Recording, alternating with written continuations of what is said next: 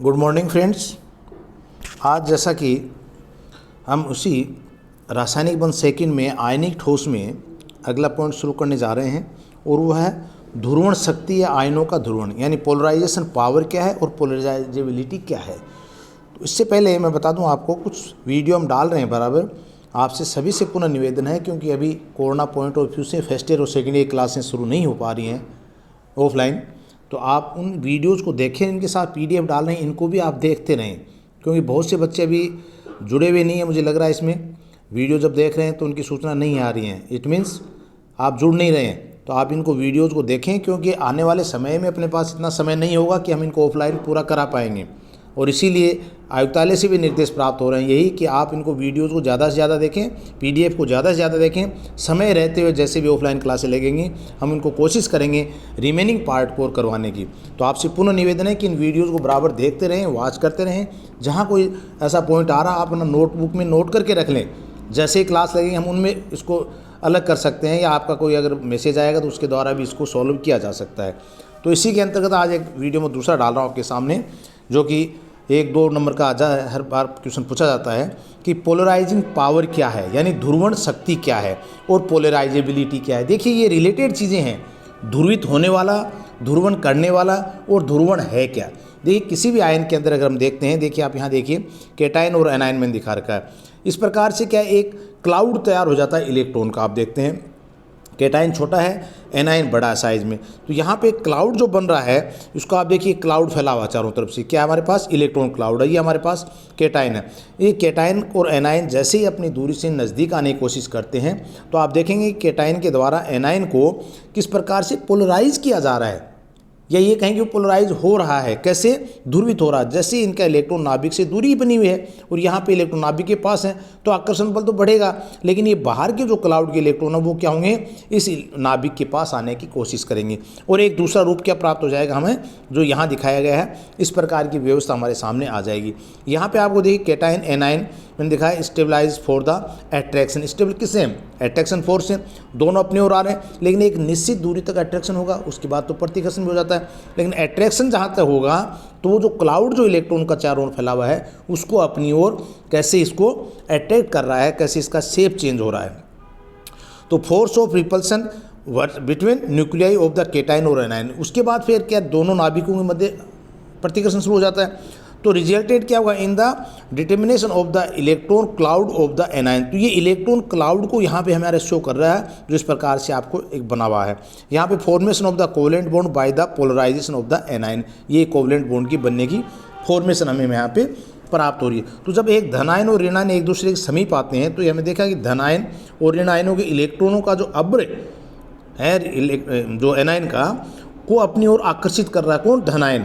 और उनमें एक क्या हो जाता है, स्थिर विद्युत आकर्षण बल उत्पन्न हो जाता है। इलेक्ट्रोस्टैटिक अट्रैक्शन फोर्स जो है वो इनमें आ जाता है।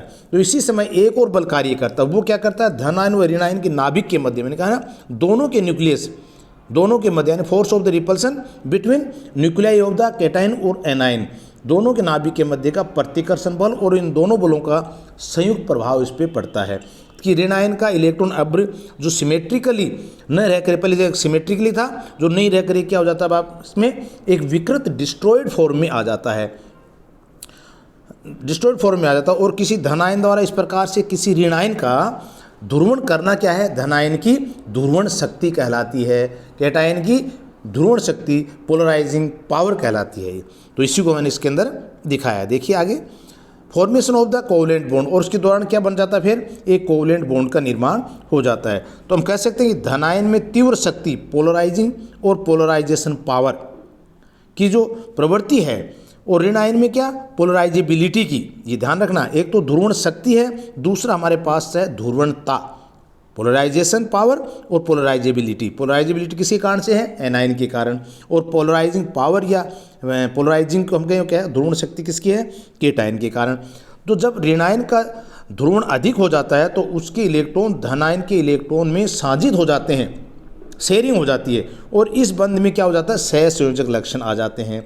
तो किसी धनायन द्वारा क्या कहेंगे अब इसको हम, किसी धनायन के द्वारा ऋण आयन पर जितना अधिक ध्रुवण होगा, अर्थात धन आयन की जितनी अधिक ध्रुवण शक्ति होगी और ऋण आयन में जितनी अधिक ध्रुवणता होगी, उस बंध में उतना ही सहसंयोजक कोवलेंट करेक्टर जो है वो आ जाएगा। तो greater the polarising power of the cation and polarisability of the anion, ठीक है, greater will be the covalent character in the bond. तो बॉन्ड में उतना ही क्या हो जाएगा, सहसंयोजक बंध इसमें आ जाएगा। यही चीज़ हम इसको पोलराइजेशन, ध्रुवण शक्ति या आयन को ध्रुवणता के बारे में बता सकते हैं। अब देखिए इसी से रिलेटेड दूसरा आता है कि फायांस जिसे कहते हैं का रूल क्या है, नियम क्या है।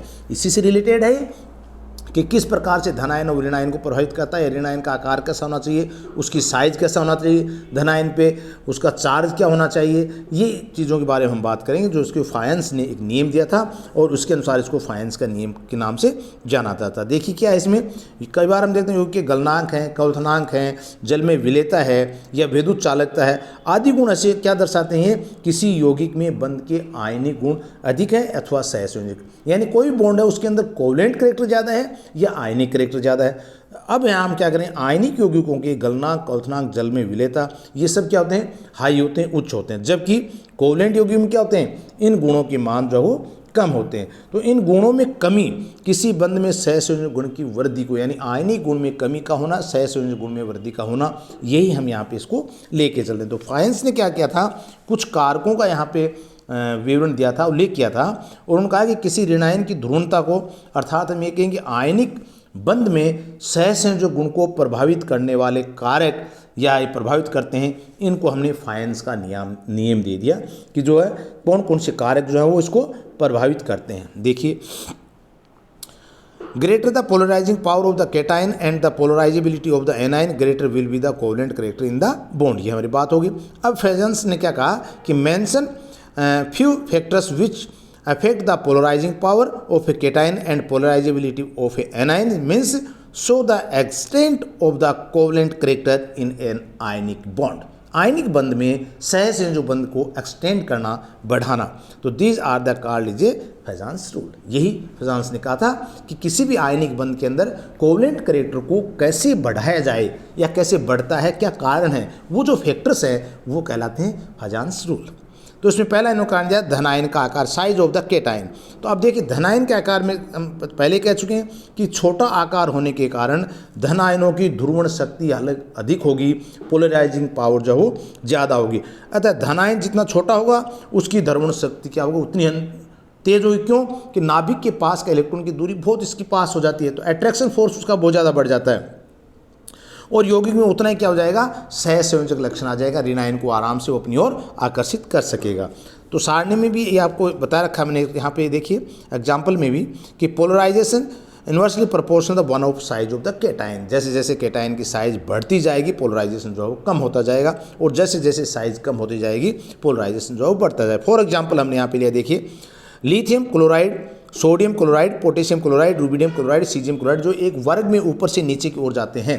तो आप देख पाएंगे इसके अंदर क्या स्थिति बन रही है कि पोलराइजेशन किस में ज़्यादा है, लिथियम क्लोराइड में ज़्यादा, than sodium chloride, potassium chloride, rubidium chloride, caesium. इसका मतलब साइज का प्रभाव इसमें पड़ता है। साइज जितनी छोटी होगी उसकी पोलराइजिंग पावर उतनी ही ज़्यादा होगी, क्योंकि क्लोरीन जो है सबके साथ समान लगा हुआ है। तो अंतर किस में आ रहा है, ऐसे क्वेश्चन में आपको देखना पड़ेगा कि अंतर जो आ रहा है वो आ रहा है हमारे पास किस में, लिथियम धातु, सोडियम, पोटेशियम, रुबिडियम, सीजियम। इसका मतलब एक वर्ग में ऊपर से नीचे की ओर जब आ रहे हैं तो उनके आकार में वृद्धि हो रही है, क्योंकि उनकी सेल बढ़ रही हैं, है ना। तो इसके कारण से आकार वृद्धि, और आकार वृद्धि होने के कारण पोलराइजिंग पावर जो है वो कम होती जाती है। दूसरा एग्जाम्पल ले रखा है बेरियम, मैग्नीशियम, कैल्शियम, स्ट्रोंशियम। इसमें भी यही रीज़न रहेगा जो आप इसको देख रहे हैं। दूसरा हमारे पास कारण इसका आया था, वो आया था कि size of the A9, A9 की साइज का क्या प्रभाव पड़ता है। वो भी वही बात आ गई पहले कि बड़े ऋणायन में ध्रुवणता अधिक होगी, अर्थात ऋणायन का आकार जितना अधिक होगा उसमें ध्रुवणता भी उतनी ही अधिक होगी, और उसमें ही उतने अधिक सहसंयोजक गुण आ जाएंगे। जितनी ज़्यादा ध्रुवणता होगी कोवलेंट करेक्टर उतने ही ज़्यादा उसमें आते जाएंगे। तो यहाँ पे आप देख सकते हैं कि polarisation directly performs of charge of the cation. यहाँ ध्यान रखना अपना है, वहाँ पे मैंने कहा था एनाइन में क्या था अपने पास, ये ले रहे हैं polarisation directly proportional size of anion, जबकि केटाइन में क्या कहा था, इन्वर्सली प्रोपोर्शनल। तो यहाँ पे ऋण आयन के अंदर क्या हमारे पास, एनाइन के अंदर जैसे जैसे साइज बढ़ती जाएगी पोलराइजेबिलिटी का मान भी उसमें बढ़ता जाएगा। फॉर एग्जांपल सिल्वर, देखिए silver fluoride, silver chloride, silver bromide, silver iodide. यहाँ पे आप देखते हैं Ag जो है वो सब में समान है और अंतर किस में आ रहा है, fluorine, chlorine, bromine, iodine. It means halogen family में जब ऊपर से नीचे की ओर जाते हैं तो उसके आकार में वृद्धि होती जाती है। तो हमें यहाँ ज़्यादा नहीं सोचना, सिर्फ ये देना आकार में वृद्धि हो रही है, किस में हो रही है, ऋण आयन में, एन आयन में। It means the polarisation power of the बढ़ती जाएगी, इंक्रीज। सिल्वर फ्लोराइड से सिल्वर क्लोराइड की ज़्यादा होगी, उसके बाद सिल्वर ब्रोमाइड की, फिर सिल्वर आयोडाइड की। तो ये यहाँ पे एग्जांपल दे सकते हैं। इसी बार लेड के साथ मैंने लगा रखा है। तो कोई भी हो, जब मेटल हमारे पास एक समान आ रहा है और अंतर किस में आ रहा है, एन आयन की साइज में आ रहा है, तो स्वाभाविक है कि उसके अंदर पोलराइजेबिलिटी जो है वो बढ़ेगी। इसी में तीसरा जो हम फैक्टर दे रहे हैं वो है charge of cation and A9, यानी धन आयन और ऋण आयन के आवेश का क्या प्रभाव पड़ेगा। अब देखिए, एक चीज़ आपकी पकड़ में अगर आ गई ना, आपने आवेश को पकड़ लिया या उसकी साइज को पकड़ लिया।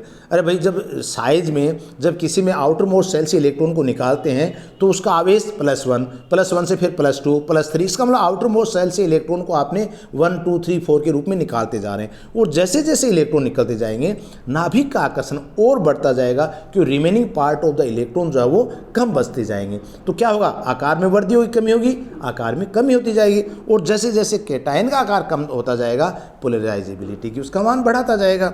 इसी प्रकार से अगर एनाइन की हम बात करें कि इनके अंदर आयंस जुड़ते जाएंगे, इलेक्ट्रॉन जुड़ते जाएंगे, इट मीन्स नेगेटिव चार्ज बढ़ता जा रहा है, तो जो आकार के अंदर वृद्धि होती जाएगी। क्योंकि जो पहले नाभिक ने सपोज कीजिए 5 इलेक्ट्रॉन को एडजस्ट कर रखा है, आकर्षण बना हुआ, उसके बाद 6वां हमने उसमें वो डाल दिया, 7वां डाल दिया, 8वां डाल दिया, इसका मतलब इलेक्ट्रॉन की संख्या बढ़ती गई और नाभिक के पास तो मान वही है, तो नाभिक से क्या होगा, आकर्षण जो है कम होता जाएगा और आकार जो है वो बढ़ता जाएगा। तो जैसे जैसे आकार बढ़ता जाएगा एनाइन का, उसकी पोलराइजेबिलिटी का मान भी बढ़ता जाएगा। यही मैंने यहाँ आपको दिखा है कि polarisation directly proportional to charge of the cation and anion. इसका एग्जाम्पल दिया, देखिए, lithium chloride, barium chloride, boron chloride, carbon tetrachloride. So आप देखते हैं ट्राइक्लोराइड देखते हैं, क्लोरीन की 1, 2, 3, 4 क्लोरीन की संख्या इसमें हमने बढ़ाते रह रहे हैं। और लिथियम, बेरिलियम, बोरोन, कार्बन, ये आप देखते हैं। तो यहाँ पे इसकी क्या रहा है, इसके ऑक्सीडेशन स्टेट की अगर हम बात करें तो देखिए, sodium chloride, magnesium chloride, aluminium chloride, silicon chloride. Sodium chloride में सोडियम में क्या है, +1, मैग्नीशियम +2, एल्यूमिनियम +3, सिलिकॉन +4। इसका मतलब जो पोलराइजिंग पावर जो है, या यूँ कहेंगे पोलराइजेशन जो किस में ज़्यादा होगा, टेट्राक्लोराइड सिलिकॉन के अंदर सबसे ज़्यादा होगा, कार्बन टेट्राक्लोराइड के अंदर ज़्यादा होगा। तो ये जैसे जैसे उसका आवेश बढ़ता जाएगा, धन आवेश का, उसकी पोलराइजिंग पावर भी बढ़ती जाएगी।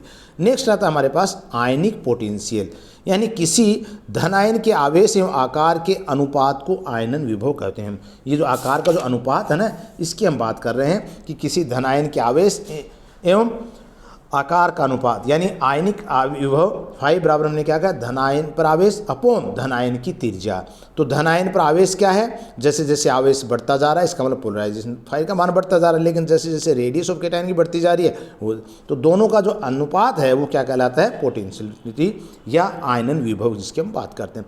यानी किसी धन आयन के लिए फाई का मान जितना अधिक होगा उसमें ध्रुवण शक्ति या ध्रुवण क्षमता उतनी ही अधिक होगी और उसमें यौगिक में उतना ही कोवलेंट कैरेक्टर यानी सहसंयोजक गुण आ जाएगा।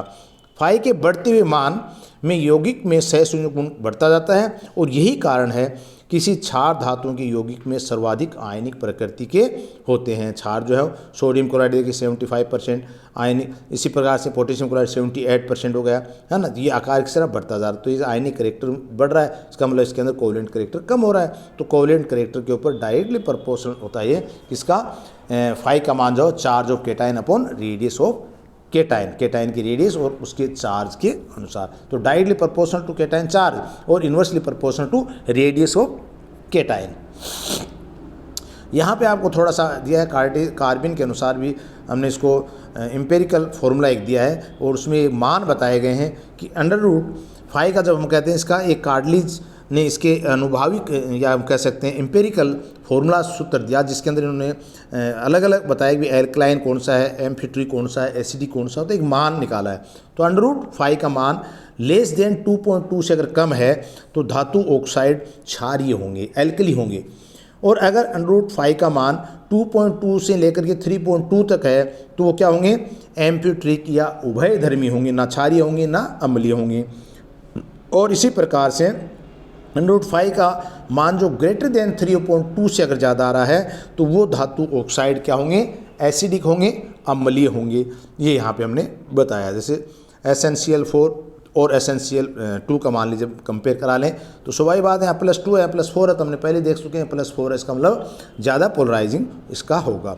नेक्स्ट हमारे पास आता है electronic configuration of cation. Cation के इलेक्ट्रॉनिक कॉन्फ़िगरेशन के ऊपर भी इसका प्रभाव पड़ता है। कैसे? नोबल गैस कॉन्फ़िगरेशन किसी धनायन के बाह्यतम कक्ष में 8 इलेक्ट्रॉन हों। इनर्ट गैस में क्या है? 8 इलेक्ट्रॉन है, तो इसकी ध्रुवण शक्ति अन्य आयनों अर्थात 18 इलेक्ट्रॉन व्यवस्था या आकाशीय निष्क्रिय गैस विन्यास, आवासीय निष्क्रिय करते हैं सूडो इनर्ट गैस विन्यास वाले आयनों की तुलना में कम होती है। तो यहाँ देखिए इनर्ट गैस और एक सूडो गैस दोनों की बात हमने की। हमने क्या कहा? कक्ष में अगर 8 इलेक्ट्रॉन हो तो इसकी ध्रुवण शक्ति जो है वो क्या होगी? अन्य आयनों कौन से जिसमें 18 इलेक्ट्रॉन है, या इसको हमने क्या कहा? सूडो इनर्ट गैस कॉन्फ़िगरेशन वाले आयनों की तुलना में कम होगी। ये हमें इसको देखना पड़ेगा। उसके बाद क्या? जैसे कॉपर, सिल्वर, गोल्ड हमने बात की कितना 18 इलेक्ट्रॉन में। इसी तरह सोडियम, पोटेशियम, रुबिडियम क्या 8 इलेक्ट्रॉन की अपेक्षा अधिक ध्रुवण शक्ति होती है, तो इनकी कम होती है, ये इनकी शक्ति जो ध्रुवण शक्ति पोलराइजिंग पावर ज़्यादा होती है।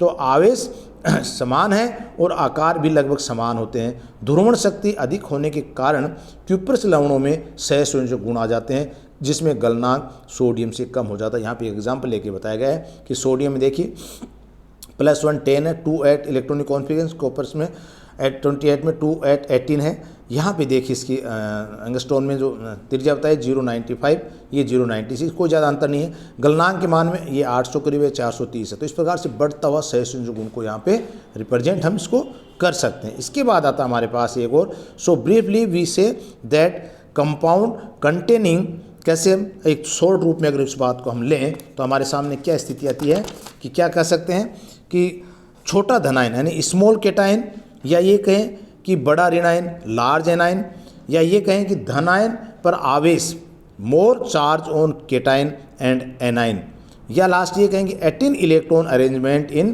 Configuration of cation. So covalent properties whereas क्या होगी? कॉन्ट्रास्ट टू दिस मीन्स, यानी लार्ज केटा, अब इसका उल्टा ले लें हम कि बड़ा हमारे पास केटायन हो, हाँ, स्मॉल एनायन हो, या लेस चार्ज ऑन केटायन और एंड एनायन, तो क्या होगा? Inert gas configuration of A cations so ionic properties. तो इसका मतलब क्या हुआ इसमें कहने का कि अगर बाह्यतम कोश में 18 इलेक्ट्रॉन व्यवस्था हो मान लीजिए, तो ध्रुवणता क्या होगा? सहसंयोजक गुण दर्शाएंगे। और इसके विपरीत मैंने बात ये बताई कि अणु में जिसमें बड़ा धनायन है, छोटा ऋणायन है, या धनायनों व ऋणायनों पर कम आवेश है और निष्क्रिय गैस इलेक्ट्रॉनिक विन्यास वाले धनायन हों तो उनमें आयनिक गुण दर्शाएंगे। अदरवाइज पहले वाली जो बात हमने की कि छोटा धनायन, बड़ा ऋणायन, धनायन पर आवेश अधिक है, ऋणायन पर अधिक ऋणावेश है, तो ये सब क्या हो जाएंगे? सहसंयोजक गुण दर्शाने वाले हो जाएंगे। तो इस प्रकार से हमने एक फ्रेजांस रूल का छोटा सा रूप था, पोलराइजेशन के साथ कैसे इसको बताया जा सकता है, इसको आप देखें और समझे। वीडियो को पूरा पढ़ेंगे तो आपको निश्चित रूप से इसके अंदर कुछ ना कुछ बातें मिलेंगी। क्वेश्चन के अनुसार आप कहीं से भी उठाइए, 5 साल के पेपर उनमें देखिए किस तरह से शॉर्ट नोट में 1-2 नंबर में ऐसे मिल जाते हैं आपको पड़े हुए नंबर, और कहीं रटने की आवश्यकता नहीं है। धनायन और ऋणायन को पिक्चर सामने रखिए, किस प्रकार से वो पोलराइज कर रहा है, उसको पोलराइजेबिलिटी बढ़ रही है, ये आपको एक दिमाग में आना चाहिए। Thank you.